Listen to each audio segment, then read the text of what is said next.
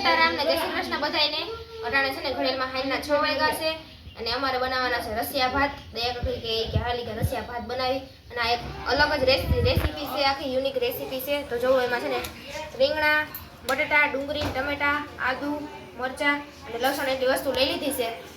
અને શાકભાજી ઘરમાં જે હોય તમને જે ભાવતું હોય ને બધું શાકભાજી તમે એમાં નાખી શકો. તો જો હાલો અમે આખી રેસીપી તમારે શેર કરીશું, તો તમે વિડીયોમાં છેલ્લે સુધી બના રહેજો. તો બધાની પહેલાં છે ને આપણે લસણ ફોલી લઈ અને પછી આ બધું શાકભાજી સુધારી લઈ અને પછી આગળ તમને બતાવીએ.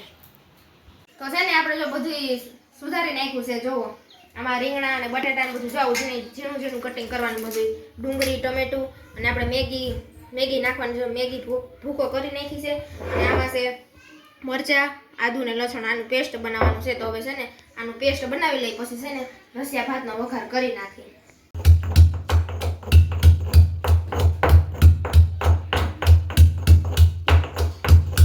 બધા મસાલા તૈયાર થઈ ગયા છે. જો અહીંયા આખો મસાલો બધો લઈ લીધો છે, એલચી ને સુકેલા મરચા, લીમડો ને મેગી મસાલો, લીંબુ બધું જો પેસ્ટ ને બધું તૈયાર કરી લીધું છે.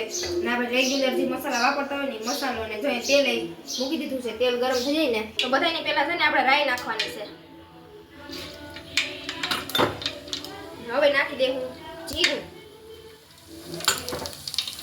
અને પછી નાખવાનો આ બધો મસાલો આખો.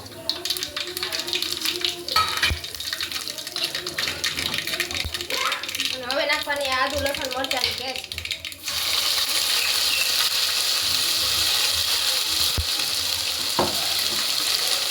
પછી નાખવાની ડુંગળી.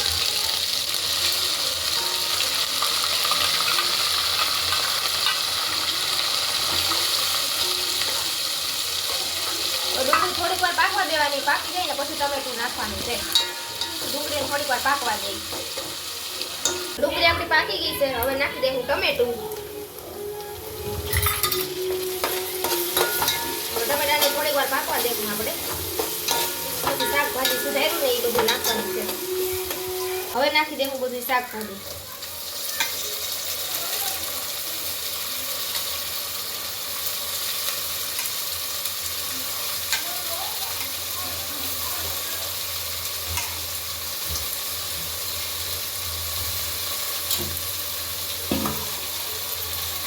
હવે આને છે ને એકદમ બધું તેલમાં પાકવા દેવાનું છે. પછી બધા મસાલા નાખવાના છે.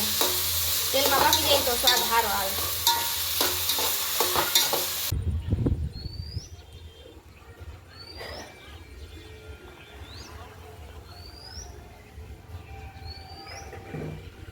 અહીંયા છે મારું ઘર. આ મારું ઘર છે. અત્યારે હું આવી છું દયા કાકીને ઘરે. અહીંયા પ્રોગ્રામ છે રસિયા ભાતનો. શાકભાજી બધું છે ને આપણું પાકી ગયું છે. હવે આમાં છે ને બધા મસાલા નાખવાના છે. તો હવે મસાલા નાખી દઈએ. પેલા નાખશું મીઠું સ્વાદ પ્રમાણે, પછી નાખશું હળદર,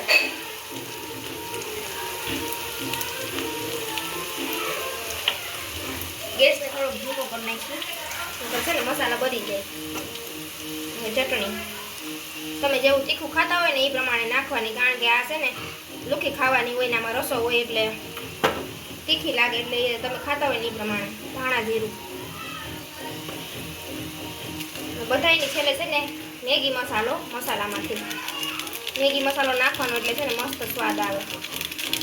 મેં તો છે ને આખી પડીકી નાખી દીધી. પછી તમને જેવો સ્વાદ ભાવે એ પ્રમાણે તમારે નાખવાની.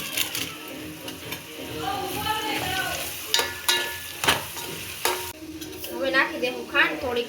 ખાંડ ખાલી 2 દાણા જ નાખવાની છે, બહુ જાડી નથી નાખવાની. અને હવે નાખી દેવું પાણી.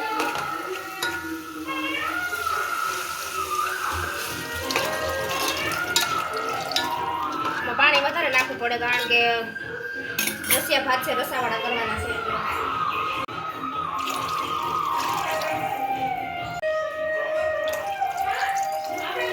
લીંબુ બધાની છેલ્લે નાખવાનું છે.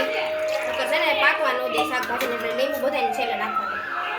હાલો, જો આપણું શાકભાજી ઉકળી ગયું છે. હવે બધાની પહેલાં લીંબુનો રસ નાખી દેવું. હવે આપણે નાખી દેવું એમાં ચોખા. ચોખા બહુ ઝાઝા નથી નાખવાના, રસાવાળા કરવાના છે ભાત એટલે. હવે હલાવી અને જો આમાં એમ લાગે ને કે હજી પાણી નાખવું પડે એમ છે તો થોડું પાણી નાખીને મૂકી દેવું ને પાકી જાય ને ત્યાં સુધી ઉકળવા દેવાનું છે. હવે આને તો રસિયા ભાત છે ને જો પાકી ગયા છે મસ્ત મજાના, ચોખ્ખા અસર પાકી ગયા છે ને. હવે છેલ્લે આપણે નાખવાની છે મેગી. મેગી નાખીને ઘડીક વાર ઉકળવા દેવાનું છે અને પછી આપણા રસિયા ભાત બનીને થઈ જશે કમ્પ્લીટ. જો મેગી નાખી દીધી છે અને આમાં છે ને રસો રાખવાનો છે. રસિયા ભાતમાં રસો રાખવો જ પડે તો જ મજા આવે ખાવાની. તો જો રસિયા ભાત બનીને આપણા કમ્પ્લીટ થઈ ગયા છે. જો હવે આપણે એને છે ને થાળીમાં પીસી લઈ.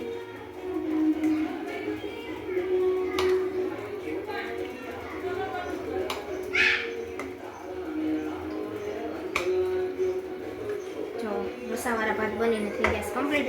એટલે આને કહેવાય મેગી રસિયા ભાત.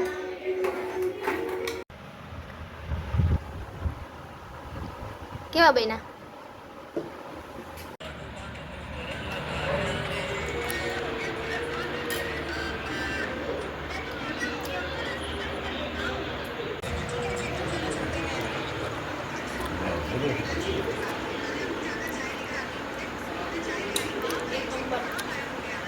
તો છે ને રસિયા ભાત એક નંબર બન્યા હતા. અને તમે એક વખત આવી રેસીપી ટ્રાય કરજો, યુનિક છે, બહુ મજા આવશે ખાવાની. ચોમાસામાં છે ને આવું નવીન નવીન બનાવીને ખાતા રાખીને તો બહુ મજા આવે. અને એમ થાય કે રોજ રોજ શેનું શાક બનાવવું, તમે ક્યારેક છે ને રસિયા ભાત બનાવીને ખાજો, તમને ખાવાની બહુ મજા આવશે. તો રેસીપીનો વિડીયો કેવો લાગ્યો કોમેન્ટમાં જરૂરથી કહેજો, અને પસંદ આવે તો લાઈક શેર સબસ્ક્રાઈબ કરી દેજો. અને મળશું હવે પાછા નવી રેસીપી સાથે, નવા બ્લોગ સાથે. તો ત્યાં સુધી બધાને જય માતાજી, ગુડ નાઇટ.